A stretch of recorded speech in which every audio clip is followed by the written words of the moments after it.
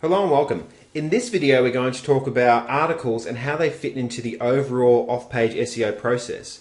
Now specifically within this video we're also going to share with you how you can actually submit your articles to different article submission houses, but I really want you to understand that it's not just about that. What we're talking about when we're talking about articles is we're talking about content, and we're talking about fresh content. And you remember that good old saying about money making the world go round? Well, in the internet world, content makes the world go round. So by producing quality and fresh content, what you're doing is you're not only making the internet a better place, if you manipulate it and you use it in the right way, you're assisting it to help you rank a website. Now, with content and with articles, you use it as a three-pronged approach. You use it first of all to submit to article houses. You also use it for other purposes, which we'll be discussing later. But one of the key things you can use for your articles, as long as you have them prepared the right way, is you can actually use them to update a client's website or your own website. And effectively, as an on-page strategy, it's a really good way of expanding the breadth and the depth of a website. So really think about it. Think about it with the online world and everything that I was saying beforehand. And the fact is that content is king. And what that actually means is it means that Google and the search engines like Google are always looking for fresh quality content. And since March 2011, when they did their Panda update, Google were actually able to identify a lot more specifically key elements that make up good content.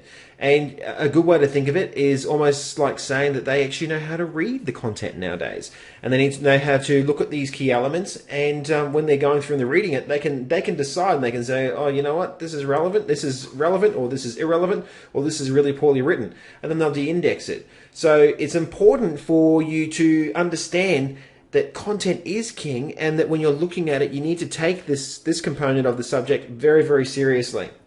So when you're looking at content, the question then needs to come, if you're taking it seriously, where do you actually source it from?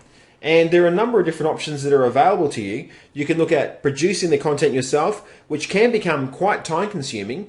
You could also have a look at outsourcing the writing of your content, and you can use places like Odesk or TextBroker. Have the client provide you with the content that you can use to place on the site and to submit to article houses and for other off-page SEO techniques. The method that I actually prefer to use is the outsourcing method, and the main reason behind it is I've worked with a number of clients previously where they're providing me with content, and for the first month or two it goes really, really well. But after then, the timelines that you're asking them to provide you with content start to extend out and stretch a little bit. Then you end up sending reminder emails a couple of times, and before you know it, it's actually holding up your entire SEO process. I like to find people who can write and produce the content for me, and as long as you train them up and you control it effectively, then you can really start outsourcing your articles. So how much should you be paying for a quality piece of content?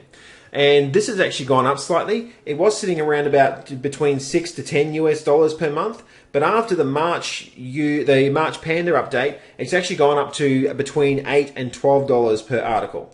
And it's changed as a result of the demand for quality content. And as that demand for quality content has increased, as the demand increases, obviously the price increases as well. So, keeping that in mind, it's really important to have a look at how much you're investing and how much you're going to spend in an article.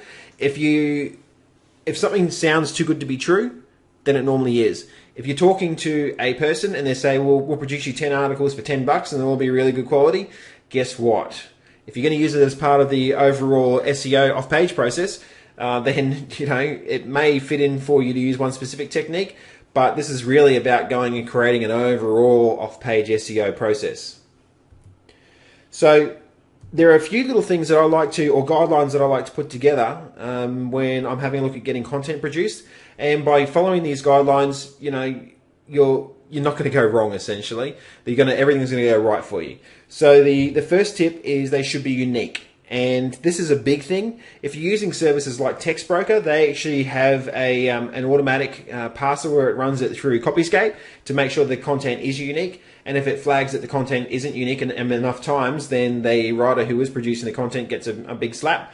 If you're outsourcing to places like Odesk or Elance, then you need to make sure that you're keeping a good, close eye on that sort of stuff. especially if you're starting to trial a writer for a short period of time.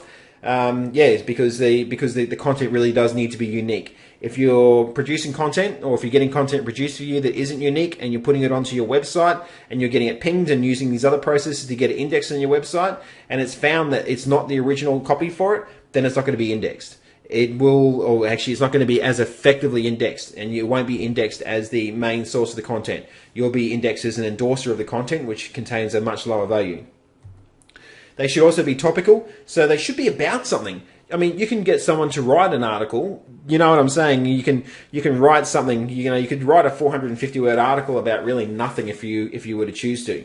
So they need to be topical. And the best way to do that, especially if you're outsourcing, is to make sure you're providing enough information for that content writer to be able to produce a good piece of content.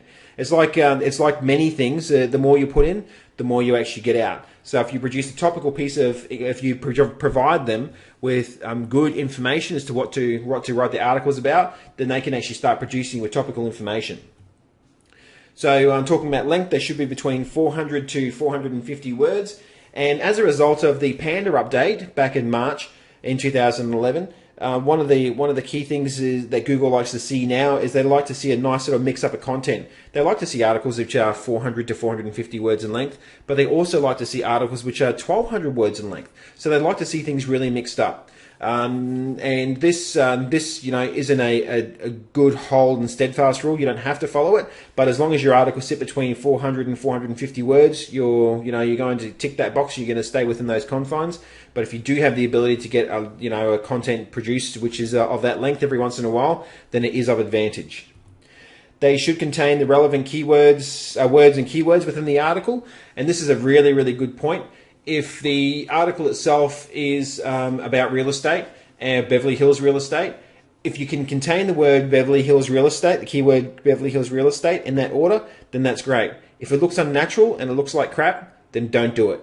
Because if you do it, all you're going to do is the person that's actually reading the article, and mind you, keep in mind that some of these will be indexed if you place them onto a website. If you're placing them onto your website or onto a client's website, they'll get indexed and they will rank, and people will actually search, and then they will look at those articles. If they see that they look like crap, then they're not going to do anything with them. So with that in mind, you put the keywords within the article, use the exact keyword if it matches. If it doesn't match, then don't worry about it. That's okay. Just make the whole theme and the whole tone of the article and contain the keywords so everything looks natural, and other relational keywords like property management, property managers. Everything should all fit together so it creates that nice big overall picture for Google that it is a relevant piece of content. They should also contain a short bio with your actual keywords within the bio. Now, what that actually means is when you're submitting them to article submission houses, as a part of your $8 to $12 investment that you're paying, you would expect for them to be able to provide you with a bio box, which is a short one-paragraph excerpt of what the article is about, or what the actual business is about, and within there you can generally contain 2 links, which is 2 keywords through to the page or the sub-pages or the page that you're actually looking at ranking or pushing up for the keywords. So where do you submit your articles? Now, I'll run through the top 7 that I actually recommend that you submit to, and I recommend that you submit them manually. And one of the main reasons that I recommend that you submit them manually is, and I'll show you shortly, is an Easy in Articles account that I haven't used for a period of time, which has actually been suspended, that has over 300 articles that I have submitted to it. Now, I made the mistake of using a submission house for it, just as a test, and I mean, I've got many accounts anyway, so it doesn't really matter. But this one that I was using was shut down, and they're not allowing me to use it at all. So actually, just I'll pause this and I'll call this page up. Okay, so this is the Easy in Articles sign in here, and the members area, and you can see that I've got 318 articles which have been approved. And if I go back to my home page, article home, you can see that my account has been suspended. It's been suspended from future submissions. Now, this is as a result of using an automated article submission process. And the automated article submission process came up with a number of different reasons that it was unable to approve articles, and as a result they shut it down. So yeah, and then yeah, have a look at this here: 34,000 views of these articles since I've been posting and updating the 318 odd. So it's really important that when you are submitting your articles that you submit them manually, just so you can control exactly what's happening with them and how they're going on there. And if they're going in via automatic submissions, there are little things that can be missed. So the top 7 article places to submit to are Easy Articles, Article Alley, Go Articles, Idea Marketers, Search Warp, Scooper Articles, and Bharat Basha. And I've added a link there below this video which will outline the different 7 and their actual domain names or web addresses, so you can go there and sign up for accounts for each one. So just to summarize again, articles are really what make the entire internet world go round. So it's important that you have quality, fresh content, and it's important that you're making sure that you're using the content to its maximum value. Now, in future videos, we're actually going to show you how you can take that content and the different things that you can actually do with it, and how you can basically extend your dollar out and, you know, really use it to your advantage to help with your off-page SEO.